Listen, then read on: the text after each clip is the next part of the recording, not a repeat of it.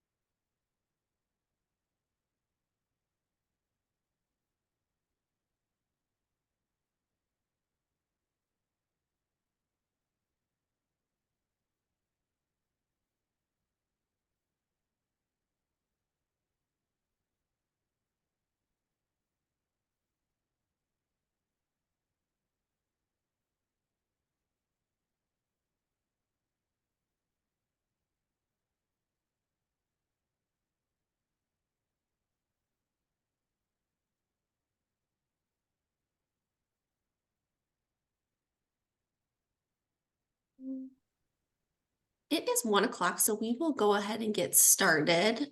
Thanks everyone for joining us for Envision Illinois, uniting disability and domestic violence services to achieve safety, justice, and healing. My name is Danielle Daly. I'm with the Illinois Crisis Prevention Network. I'm just going to go over a few housekeeping things, and then I'm going to pass you on off for the presentation. Everyone is muted. Your cameras are disabled. Please use that chat box feature throughout the presentation to interact, ask questions. You can also use that Q&A. Make sure that your chat is set to everyone so that everyone can see your response or your question. Oftentimes it's preset to just hosts and panelists. So make sure you have it set to everyone so that everyone can see what we're talking about. We have our last webinar in our series of positive psychology. It's called The Essence of Wellbeing, Practical Takeaways from Positive Psychology, up on our website. That'll be on February 28th. So be sure to check that up, sign up for it. You can also sign up to receive our mailings via our website, icpn.org. Top right-hand corner, it says join mailing list. Please be sure to join that. You'll be aware of all of our upcoming webinars. In addition to now we currently have registration open for our annual conference, which is March 5th and March 6th. Be sure to check out information on that. Registration is closing in little under 2 weeks. So make sure you check that out and get yourself registered before registration closes. I believe that is all I have. Krescene, if you want to take it away. Yes, thank you so much. And first of all, thank you to all of you who have joined us today to learn about this very important topic of how can we work at the intersection of disability and domestic violence. We also thank ICPN for hosting this webinar today. I hope that all of you learn something, can take something away, and make a difference in the lives of the people that you support. My name is Krescene Beck.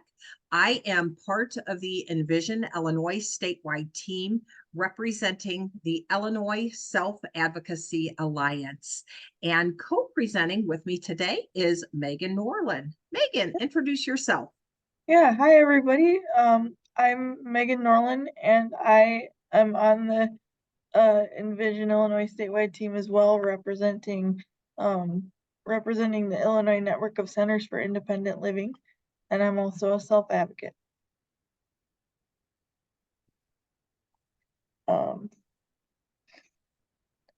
Second, gotta toggle over to my notes. Sorry.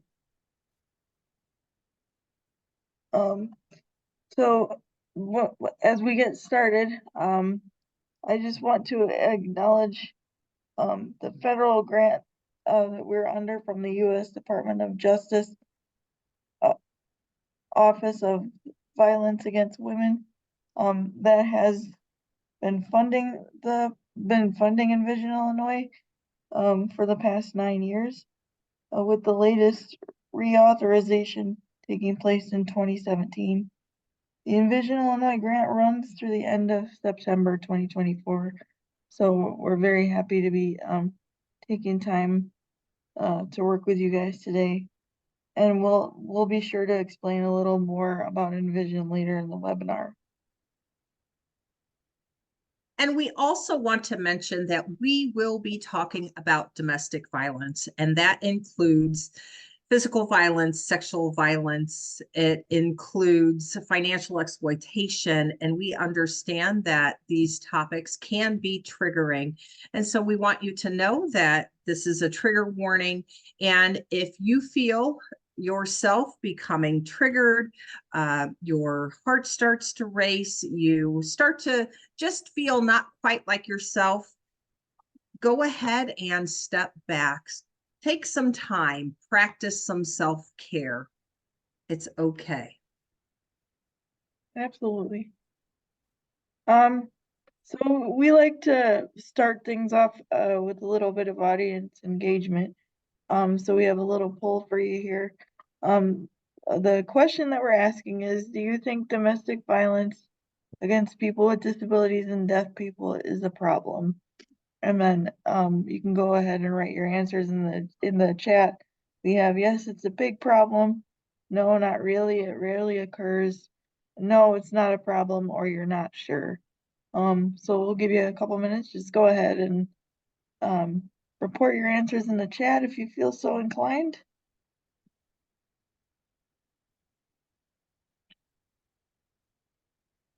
And this is Krescene. We'll ask Danielle, as those answers in the chat start to come in, just share, what are folks saying? Is it a big problem? Not really, no, or not sure. There is an overwhelmingly amount of yeses. And we've had several people comment that it often probably occurs more often than it is reported. Yes and yes. Yes, it's a funny thing to say that we're glad to hear, but we're glad that you all are aware that it's a problem. Absolutely. Never happy to acknowledge that it's a problem, I suppose, but we're glad that you are, if that makes sense. Yes. So thanks for participating in that, and I'll pass it back over to Krescene. Thanks, Megan. So let's get into it. Domestic violence and people with disabilities. As Megan said, we're happy that you recognize that it's a problem, and it's likely a bigger problem than you even imagine. And today we are going to talk about tools that you can use to help when people disclose domestic violence. The first thing we like to do is share with you a brief video on the power of a survivor's words and why being believed is so important. This amazing self-advocate, her name is Keisha Weller. She is part of the peer support network, and she shares her Me Too story. If many of you remember the Me Too movement back several years ago, there were quite a few people with disabilities, women with disabilities, even men with disabilities, who formed a silent Me Too movement for people whose voices and experiences aren't often heard or understood. So allow me to share you Keisha's story. Hello, I am Keisha, a woman with a developmental disability.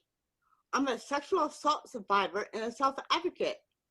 I advocate for people with intellectual and developmental disabilities. It's important that self-advocates know their rights and know they have choices in their lives. Many years ago, I was working at a California regional center. I was the self-advocacy coordinator, and I attended many groups and became friendly with members. One day after a meeting, I invited one of the members I knew for a long time to my apartment to play chess with me. He accepted. When he got to my house, he jumped on me and he raped me. I reported the crime, but no help. No adult protective services. No follow-up from my service coordinator. Case closed, no support. I called the police myself. I couldn't file rape charges because the officer said the sexual contact was consensual. It was not. I did not have a support system to help me with the trauma. I blamed myself for a long time. I sunk into a depression and isolated myself. I was very angry and also frustrated. I felt so alone. I didn't know how to get my life back. No one told me that sexual assault equals severe trauma. It takes special support to get back on the road to recovery. It took me a few years, and then I told what happened to my service provider. She helped me get support. I received trauma-informed care and learned how to do self-care. Finally, I began to heal. With good support, I moved from victim to survivor. Today, I am a survivor of sexual assault. I have a disability, but that's only part of me. People who experience trauma can make a difference in their community with the right kind of support. Now I'm the lead self-advocate of the Board Resource Center Abuse Prevention Advisory Team. We educate victims about their rights. We produce a public service announcement, Abuse Against People with Disabilities, a silent epidemic. You can see it on YouTube. We joined with the National Center for Criminal Justice and Disability as self-advocate advisors. And together we produce Talk About Sexual Violence to help healthcare providers talk to their patients. Especially important to me now, I am the co-chair of the National Peer Support Network. To conclude, I was a victim, got support, and merged into a survivor. Now I'm a national peer leader to stop violence against my peers. Oh, let me just move back. I probably should have just a blank screen after that. Such a powerful story. And I always want to stop and take a few minutes and just, soak in again the words that Keisha shared. And we want to thank her for her powerful story and her courage to share it so publicly through the peer support network. And we know that there are other people who also share their story so that we can learn how to better support them. Anytime a survivor shares their story, let's remember several important points. The first, these stories are a gift, a huge gift. They enable us to walk alongside the survivor, and they give us a window into their experiences and feelings. And when we receive this gift of the story, we want to be sure to create an environment that respects that survivor and centers the learning on their experiences. The second point, these stories hold great power. As we listen to them, we want to be sure to create an environment that respects the survivor. Let me step back. My apologies. The stories hold great power. As we listen, we may find assumptions we have about people that rise to the surface. And we want to support you to examine these assumptions and to identify where they may create obstacles to providing a survivor-centered response. And the last, no two stories are alike. So keeping Keisha's story in mind, we're now going to take a closer look about what we mean when we talk about domestic violence. Krescene, can I interrupt you for just 1 second? Absolutely, There you is may. a gray box that's cutting off some of your slides. It's in the Oh. bottom right-hand corner. I don't know if you have something open that's No, I sure showing don't. us. I sure don't. If you all would allow me to stop sharing my screen and then I will reshare.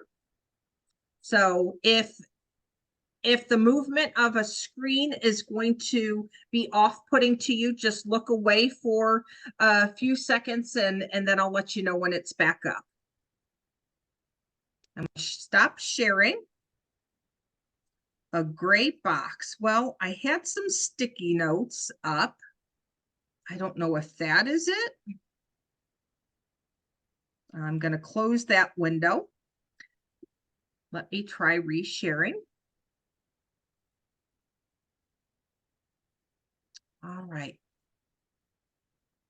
How is that?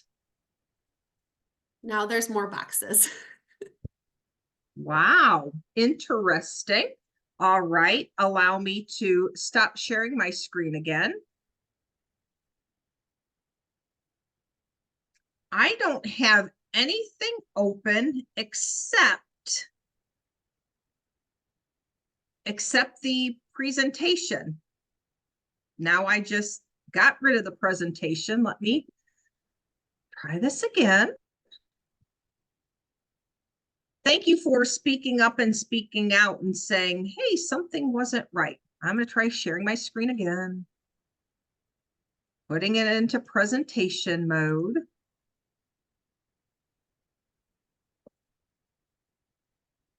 All right. How do things look now? I know I'm on the starting slide. We're still seeing that one box. I'm not sure. Interesting. I have closed everything else on my screen that could be, is it covering up a lot of text? It's covering up the bottom right, where your mouse currently is. Is it halfway up? Yeah, it's about halfway up, only about maybe a fifth of the right-hand corner. Everyone should have the copies to be able to follow along. So yes. Since we can't figure it out, I say we proceed forward. If anyone hasn't gotten those copies, I'll send them in the chat right now so that everyone has access to them. Technology is great when it works, isn't it? Yes. Not so much when it doesn't. Yeah, this is Krescene. I apologize. I am only seeing what I am seeing, and everything else is shut down on my screen. As Danielle said, we are sending out a copy of the PowerPoint presentation, so you'll be able to access it without any of the boxes.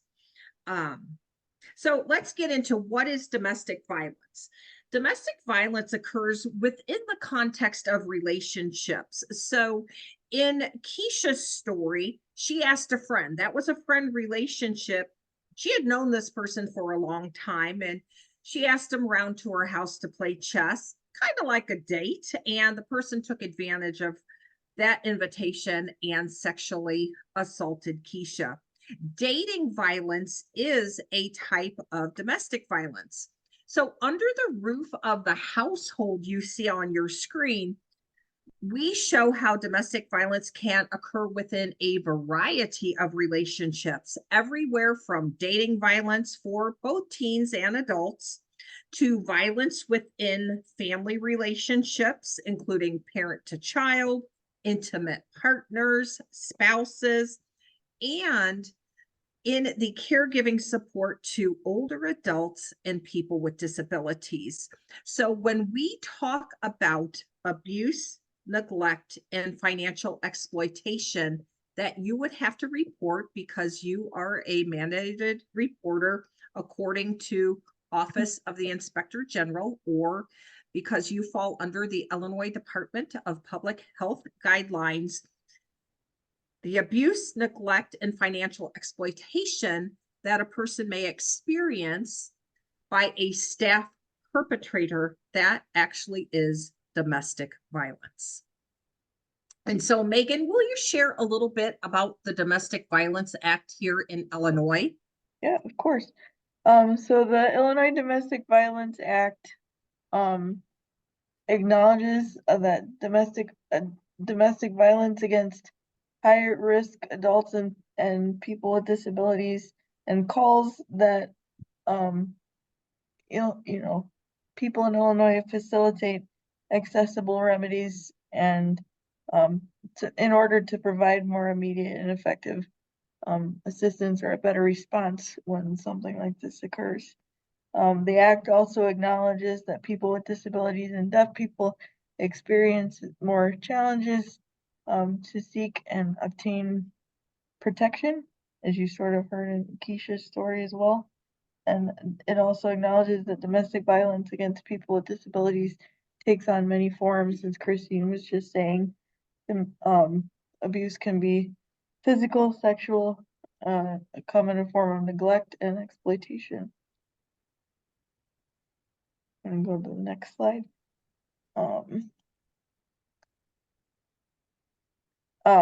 So again, a little more on this act. Under the act, family or household members are defined broadly.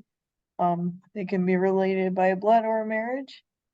It can apply to people who are married or used to be married. It can apply to people who share or used to share a home. Again, people who have a child in common or have a blood relationship through a child.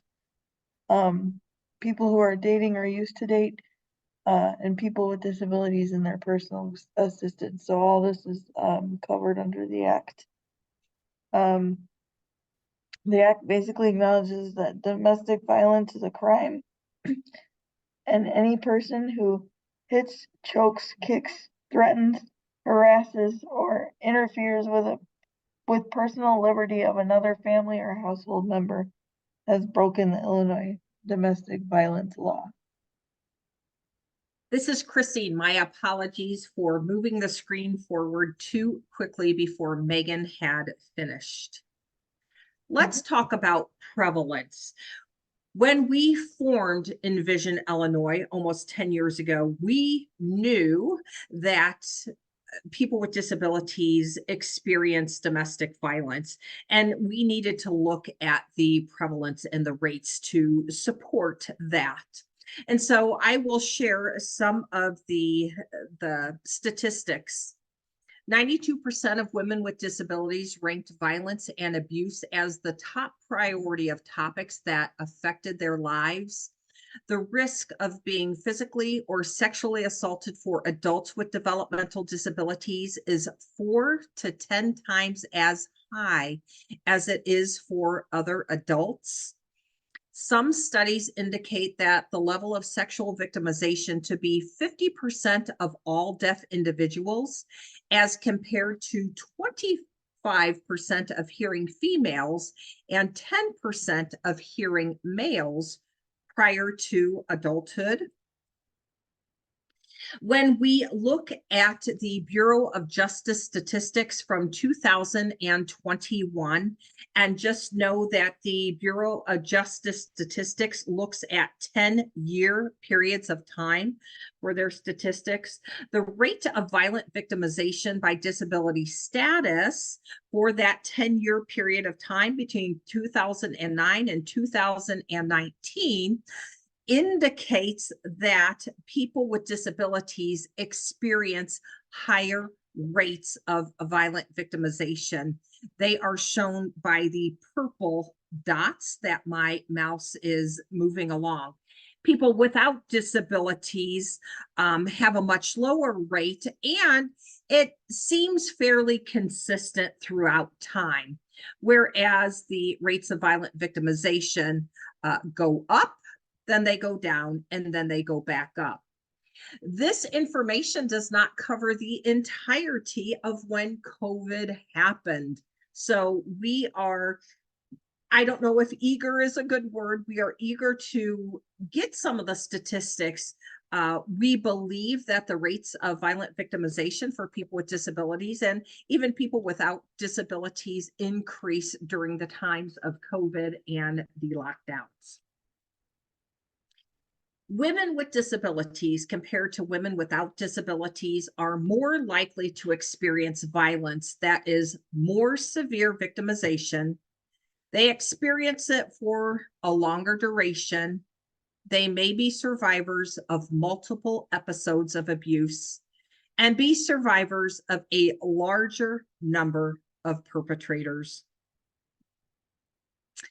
And then for some statistics in Illinois, according to the Illinois Department on Adult Aging Protective Services in their 2021 annual report, there were 20,567 reports of abuse, neglect, and financial exploitation of older adults, so people age 60 and older, and people with disabilities. And I will let you know that the Department on Aging, they do investigations for abuse, neglect, and financial exploitation for older adults, 60 and older, and people with disabilities living in the community who are not supported by the Medicaid home and waiver services and things like that. Financial exploitation was the largest report that was that came in 2021. With all the statistics, what I've shared, what wasn't shared, one of the things we know is this: the rates are higher. These are the incidents that were reported. Many incidents of abuse, neglect, and financial exploitation go unreported and underreported. And so, Megan, what's the bottom line? Yeah, the bottom line, people with disabilities experience domestic violence and sexual violence at alarming rates, yet they are less likely to receive services, supports, and justice that their counterparts without disabilities receive. And that is where we can all make a difference. And so I'll just share briefly this power and control wheel. Power and control wheels have been around in victim services for quite some time. This power and control wheel on your screen is relatively newer because it is about people with disabilities and the power and control that is exerted through violence. This was done by Project Peer in 2011. And domestic violence, it's all about power and control, whether it's about sexual violence, emotional, physical, neglect, and you can see the ways that it manifests on this slide. If you are someone who supports deaf people, there is also a deaf power and control wheel. You can either go to a search engine and put in deaf, DEAF, power and control wheel, or you can go to a website, ADWAS, ADWAS, ADWAS, and you'll be able to get to the deaf power and control wheel that way. So domestic violence, we're talking targeted victims. It's not random. Remember, it happens in these relationships. Environments can be targeted. It's going to happen in the bathroom. It's going to happen in the bedroom. It's going to happen on the bus. Tactics are customized based on the victim. It's definitely intentional, very strategic, methodical, and goal-oriented, with the end goal is to have power and control over someone. What Megan and I have heard before is, but why would someone want to sexually assault this person? They're a person with a disability. They're not sexually attractive. Sexual violence is not about attraction. It is about power and control. So, moving on now, we've heard a lot of, I guess, doom and gloom and not so nice statistics. So now we want to move into, what are the solutions and what can we all do to make things better? So we have another, little poll for you. The question is, do survivors with disabilities and deaf people access services designed for domestic violence victims? And again, write your answers in the chat. And then the options we have now right now are no, they do not access domestic violence services. Rarely, yes, they do access domestic violence services, or you're not sure.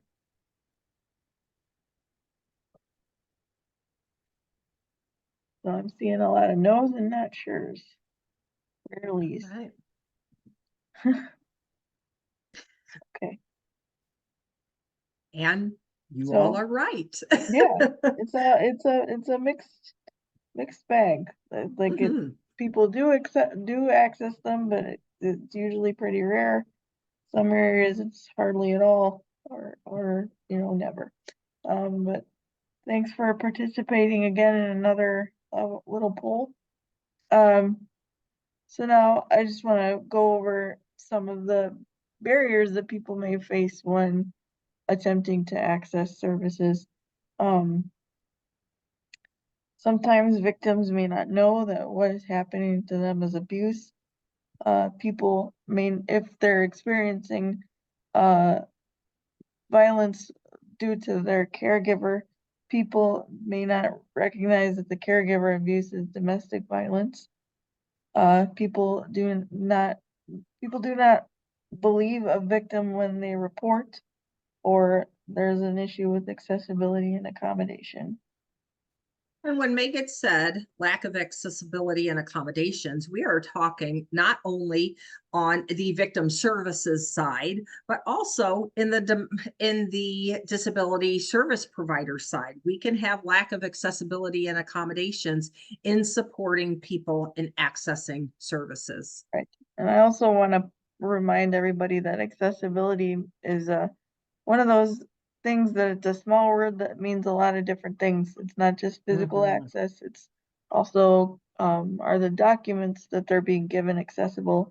Is there support there for the person to have assistance if they're having difficulty understanding something? Do they have reliable transportation? All that adds up to lack of access. So basically what we're seeing is there's a high prevalence of instances of people with disabilities experiencing domestic violence, and the numbers served are incredibly low. And that's where our Envision Illinois project came in. We did the due diligence. We got feedback. We had listening sessions. We heard from survivors. We looked at the prevalence and we saw, yeah, it's happening. And when we connected with the victim services, we found that the numbers being served it wasn't equal. So in order to take a look at this and try to make everything better, we have to understand what we're looking at, right? So moving on from there to to a definition of trauma. So trauma results from an event, series of events, or a set of circumstances that is experienced by an individual as physically or emotionally harmful or threatening, and that has lasting adverse effects on the individual's functioning and physical, emotional, or social well-being. more on trauma. Trauma is an emotional response to a disturbing event. It occurs when an event overwhelms the person's ability to cope.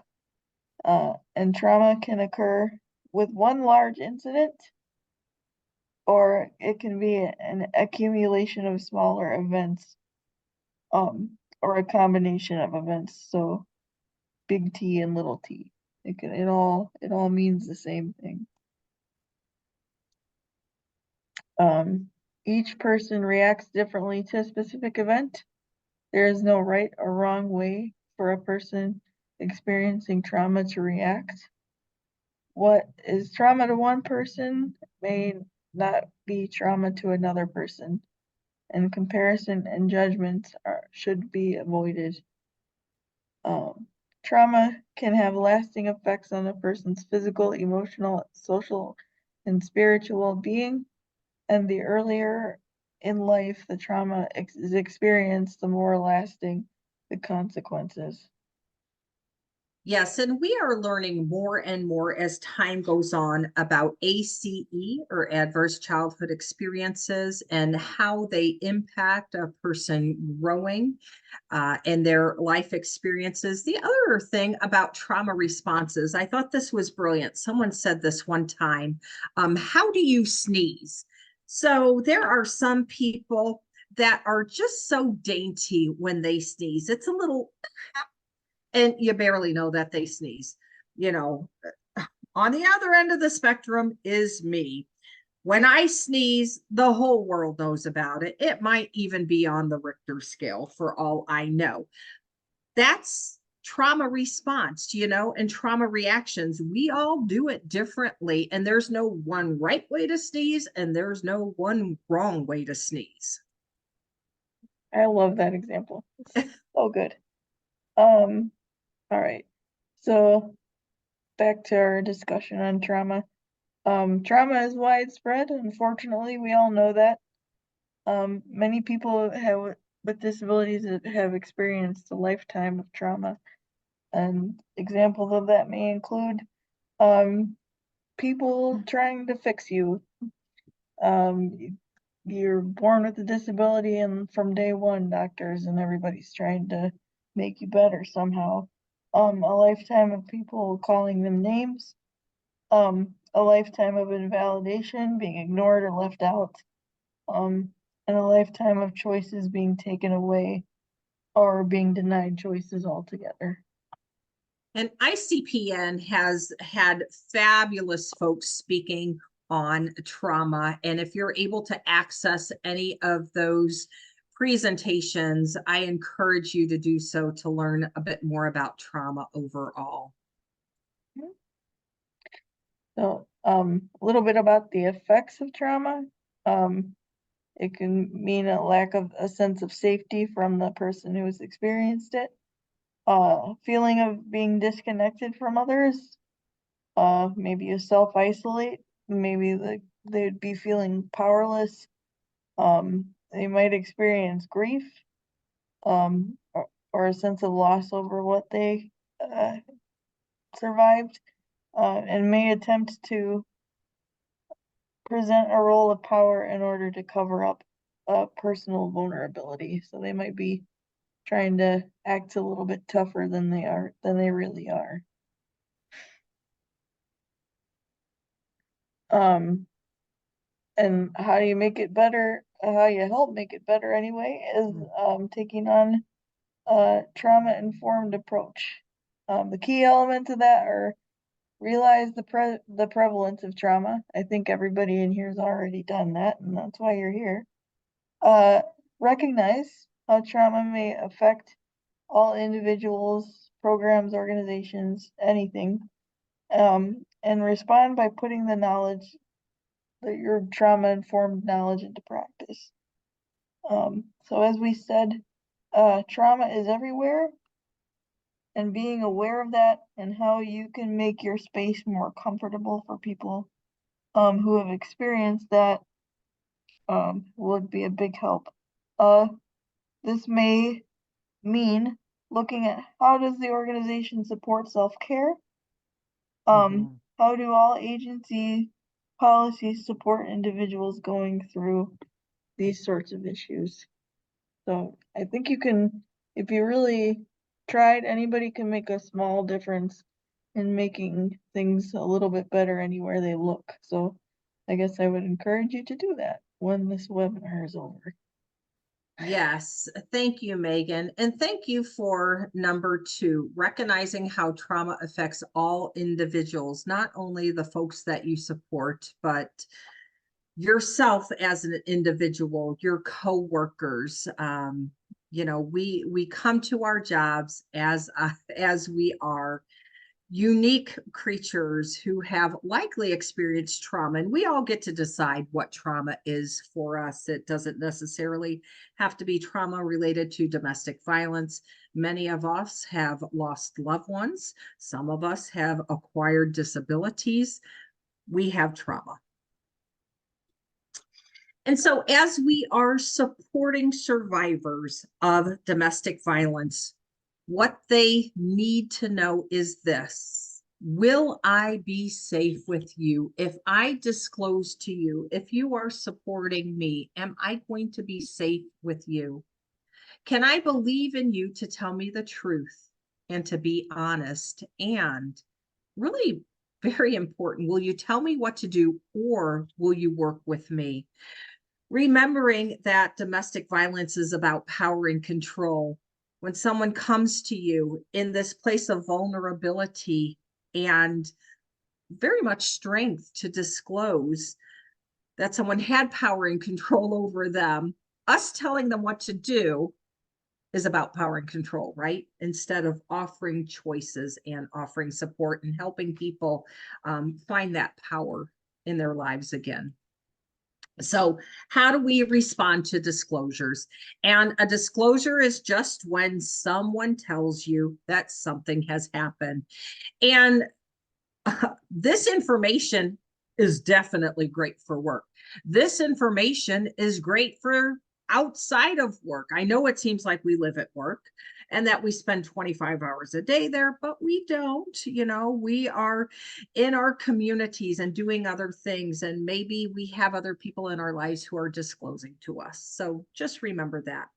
Provide privacy. If someone is wanting to disclose and you're in a big crowded area, offer the choice to, can we go someplace a little bit more private? Remembering that going in and just closing a door can be triggering to some people. You might ask, is it okay if we close the door? Or would you like to close the door? Listen without interrupting. That's really hard for a lot of us because we hear a disclosure and we know we're going to have to report. So we are going to start rapid firing questions, but I'm going to ask you to sit back and to listen without interrupting. Explain options. Those also include letting people know, I'm a mandated reporter. I have to report. Do you want to be with me? You know, do you want to dial the phone? If you have to go to an authorized representative, you know, hey, let's go together, that warm handoff. Support choices and ensure safety. What you want to do is believe. I believe you. You want to support, respect, and assist. We don't want to victim blame. We don't want to doubt. We don't want to blame. We don't want to judge. We don't want to punish. Even if what the person is disclosing is about a staff who hasn't worked there in several years and they say this happened yesterday. People live their lives in different ways and things bubble up at different times. We must believe, we must support, we must respect, and we must assist. None of us are doing those investigations. Well, I can't say that we aren't doing the investigations. Many of us are not, right? So we don't have to get into all that. Because sometimes we don't know the words to say, we'll share some possible things to say, such as, I'm sorry this happened to you. We're sorry when people are hurt, right? We are caring people. I'm sorry this happened to you. Thank you for telling me. I believe you. and then offer support. How can I help you? What do you need right now? If you are a mandated reporter, and I have a feeling many of you on this webinar today are mandated reporters, you should let them know, I am a mandated reporter. I will need to report information you share with me about the abuse, neglect, mistreatment, however you say it, to either OIG, APS, public health, whomever for investigation. You get to choose what information you share with me. I want to be sure you are safe and know about the choices you have to get help. Here's one of the things I know for OIG, Office of the Inspector General, we have 4 hours to report, right? So can you spend 4 minutes supporting someone? You've got 4 hours to report. Let's spend time supporting. Maybe it's going to be more than 4 minutes. I don't know. But we don't have to rush the process. And we'll hear a quote from a self-advocate about rushing the process. You offer choice. Would you like to make the report with me? You know, I have to call. I have to, do whatever. You want to be in the room where it happens? Hamilton sang about it. Why not? And support. There's a crisis center in town that could help you. Would you like me to help you connect with them?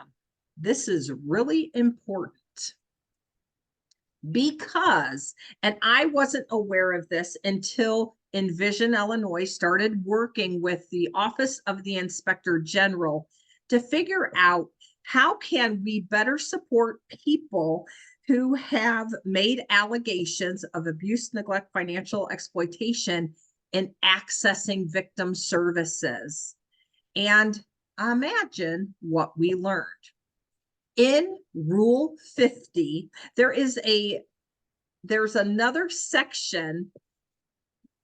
It's 50.30, responsibilities for intake assessment. And I pulled out this information, and this is specifically about the authorized representative at the Disability Service Agency. Perhaps that is you who are joining us today. Perhaps that is someone else at your agency or organization. But this is specific to the authorized representative that every disability service agency receiving Medicaid home and waiver services must have, okay?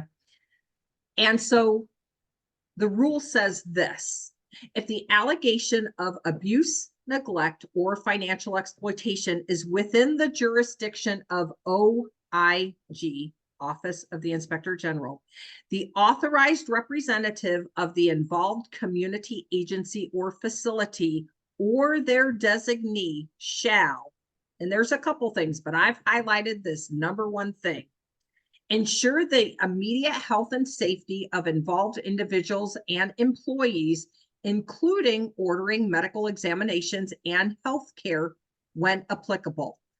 I know agencies are doing that. I know that.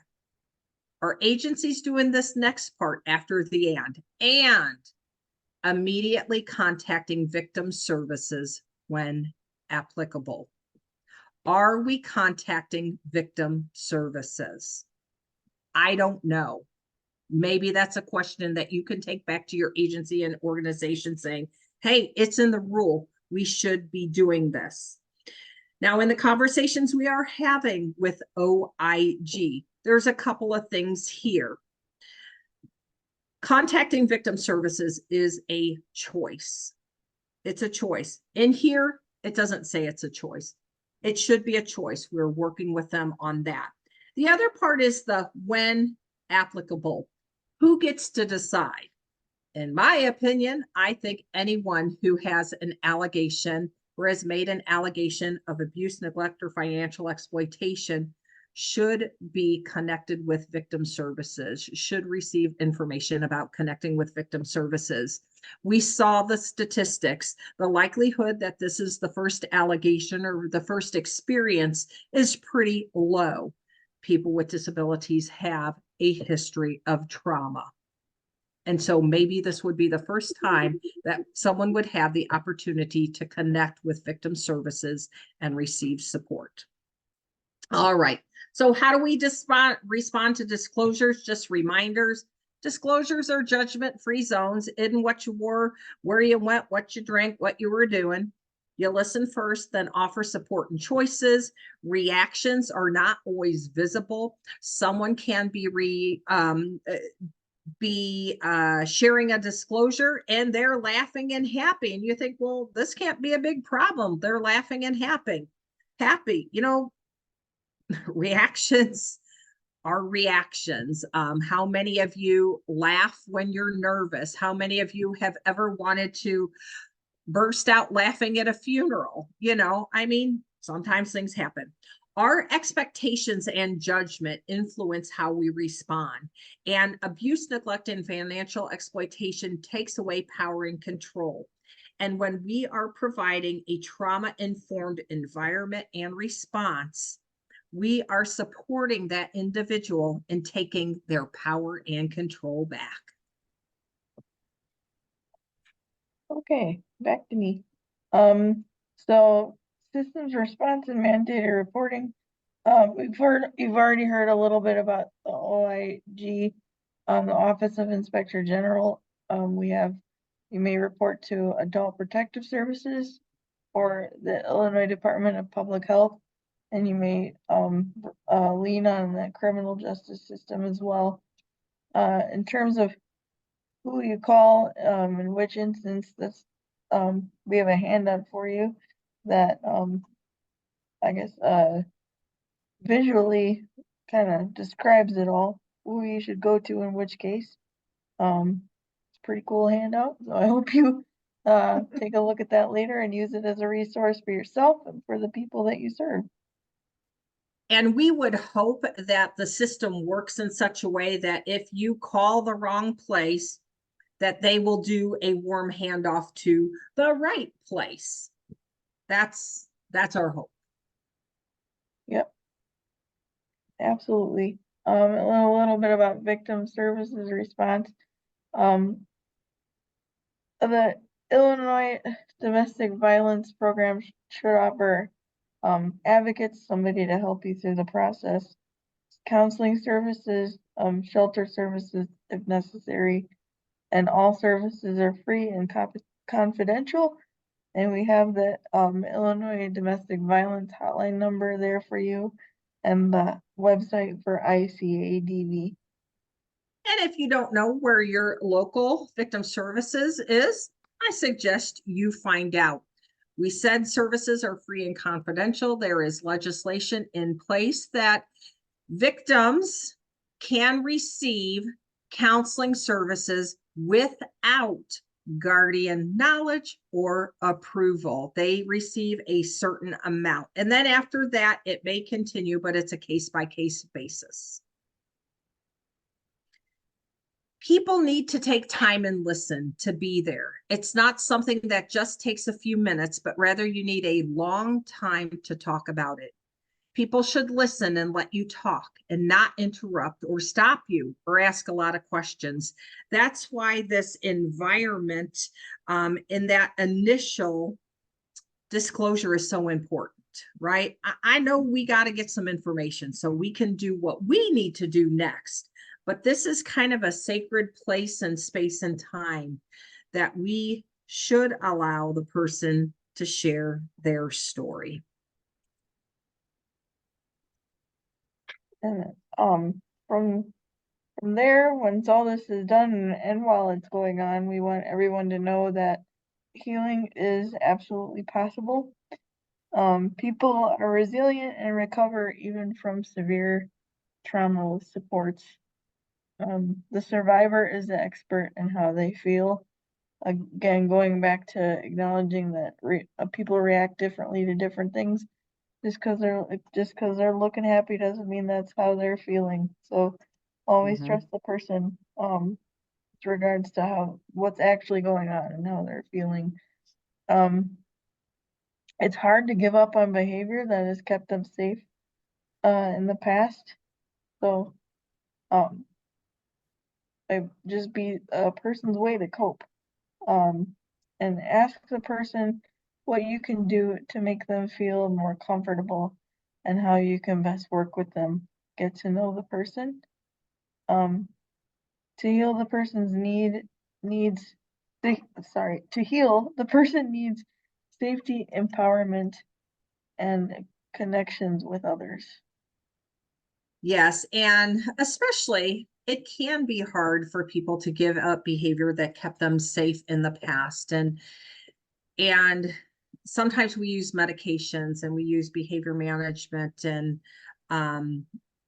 do things like that for behaviors that are harmful to self or others. And are we looking, is there a trauma history that maybe the person is still experiencing? So no intervention that takes power away from the survivor can possibly foster his or her recovery, offering those options and those choices and helping the person regain their power is so important. And healing. We all would like to think that healing is this nice upward line. Okay, I'm going to be at the bottom here, and in 1 month time, I'm going to be at the top of the mountaintop. And unfortunately, healing doesn't look or work that way. It's a 1 step forward. It can be 3 steps to the side, 1 to the diagonal. Maybe we go back. Healing takes time. Remember, safety, empowerment, and connecting with others. And so a promising practice tip is we need to presume that the people that we are supporting have a history of traumatic stress and exercise universal precautions of providing this trauma-informed environment.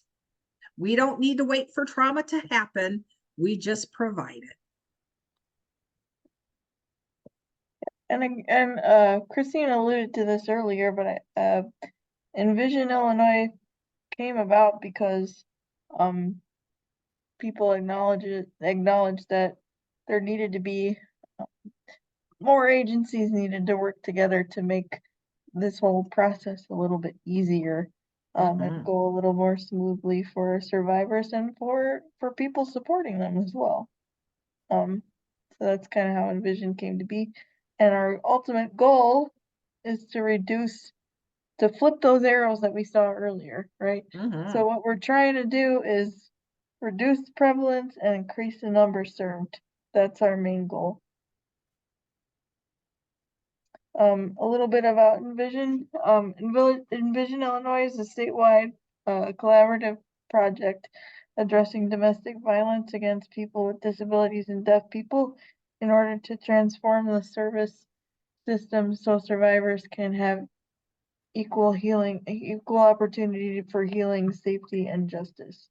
It was initially funded back in 2013 by the Department of Justice Office on Violence Against Women, or OVW, and the focus area is domestic violence against people with disabilities and deaf people.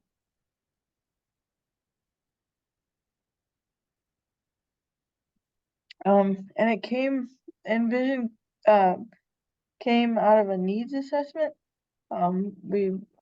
If I wasn't around at the founding of Envision, so Krescene has been part of the team for longer than me, but my understanding is people started to realize that all these agencies needed to work together better to make this process better. So they went out and started talking to self-advocates and gave them a needs assessment to see how things could be improved and what could be done. And these are some quotes that came out of that needs assessment. People said they needed a collaborative response, which results in a warm handoff, would be ideal. 2 providers consult with each other and both work with the person together so that there is an integration of services. And then we had someone else say we need to be with people we can trust. We need to communicate in accessible, safe places. And this is the makeup of our team. You've heard that Krescene is representing the Alliance. I'm representing the Illinois Network of Centers for Independent Living, but we have representatives from ICADV, from IDOA, IDHS, Blue Tower Solutions, and the Illinois Family Violence Coordinating Councils. So that's our team. And just some of the accomplishments. I know we're closing in on our time together. We've had a lot of accomplishments, and self-advocates have been at the foundation of this entire project and continue to inform the direction of the project. One of the things we really want to mention is the resource corner that is housed on the ILCADV, the Illinois Coalition Against Domestic Violence website. All kinds of resources where, whether you're looking for policies, a mandatory reporting toolkit, webinars, fact sheets, you can go in and search. You go to the resource corner. You have this on the handout. You use a search box to enter in information to search for a resource by a title or description. So for example, I put into the search box SAFE, S-A-F-E, and 5 resources popped up.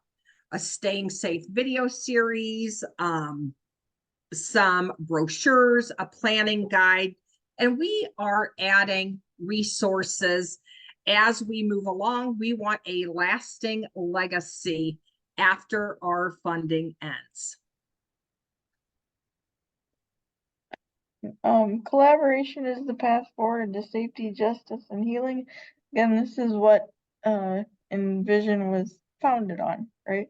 That we needed to collaborate a little bit better. Everybody was offering similar services, but every organization's a little bit different, serves people in a little bit different way. So Envision came about because we wanted to collaborate and just make it easier all around. And I like this quote: no one organization offers all the services survivors with disabilities need in the aftermath of violence, or possesses all the expertise needed to provide those services in a way that's safe and accessible. We need each other. You don't have to try and do it yourself. How amazing is that? Know that there are victim services in your area that stand ready and waiting to help. And then few closing thoughts. Your support can make a difference, and we're glad you're all here and you took an interest.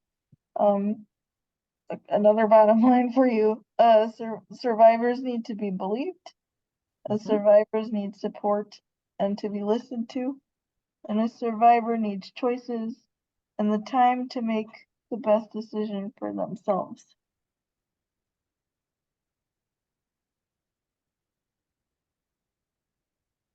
And we have some contact information. Justina Williams is the project director for Envision Illinois.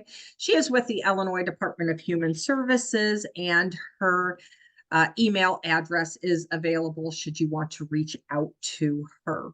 So we have maybe a couple minutes. I know that we're a little bit over. We had a bit of a hiccup with the box in the corner. Sorry. Any questions or comments, Danielle? We did have one question about if there was a list of victim services on the OIG website. No. This is Krescene. No. So victim services, what the rule says is, if you need victim services and you're talking, to OIG during the, when you call the hotline, you can ask them for victim services. I would go to ilgadv.org and put in your, I'm not sure exactly how they ask. Maybe you go by county or something, and put in your county information to get to your victim service center. All of the counties in Illinois are covered by a victim service organization. So that would be my advice. Just go go to the Coalition Against Domestic Violence to find your local victim service center. And then the only other thing that I saw was someone actually had asked if you could repeat those 3 points that you had made after the video, because they were so powerful and I think that we all needed to hear them again. Oh, yes, yes. About Keisha. So the 3 things to remember when you're with a survivor, in that I call it really a sacred place and space of perhaps new beginnings. The 3 things are: the stories are a gift, that they hold great power, and that no 2 stories are alike. Thank you. So for that. a gift, great power, no 2 stories are alike. And then we just had one more question that came through. Was Victim Service Center staff trained on how to serve people with disabilities? This is Krescene, and some are better than others. I will just tell you that. The coalition will tell you that some are better than others. The collaboration is that we have done with Envision Illinois included Centers for Independent Living staff going to victim services and seeing how disability accessible they were and ready. And then, you know, we wanted disability service providers to be trauma informed. So we are continuing to work with victim services to help them be as disability accessible as possible. But we're not going to sugarcoat it. Some are better than others. And here's the thing: if you are connecting with your local victim services and they seem really unsure about what to do, contact us and let us know. We will help that victim service center get as up to speed as possible on being able to support survivors. And we'll take this one last question before we wrap it all up here. Melissa asks, are there services which are more for male victims who may be more unlikely to report incidents? I know that men historically are less likely to be believed. Yes, and thank you for that question. James Metters, who is a person with a disability, a male who has experienced violence on several occasions.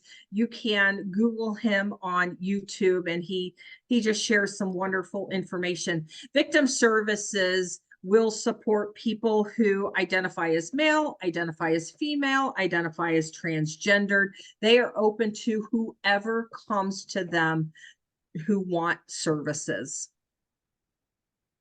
Thank you for recognizing that men experience domestic violence, and as many of our disability service providers implement and continue to implement the healthy relationships and sexuality programs and curriculums at your agency, you may hear more disclosures. Well, thank you so much to both of you for being with us today, and for all that you do for Envision Illinois. We are very happy that you had asked to partner with us to increase awareness and support for those who are experiencing violence. So thank you so much for all of the wonderful information that you provided today. Thank you. Thanks, All right. everybody. Thank you all. As just a quick reminder, give me about 14 days to get your continuing education certificates out to you. And be sure to visit not only our website, but also Envision Illinois, so that you can access that resource center, which I think is super important. Thank you, everyone.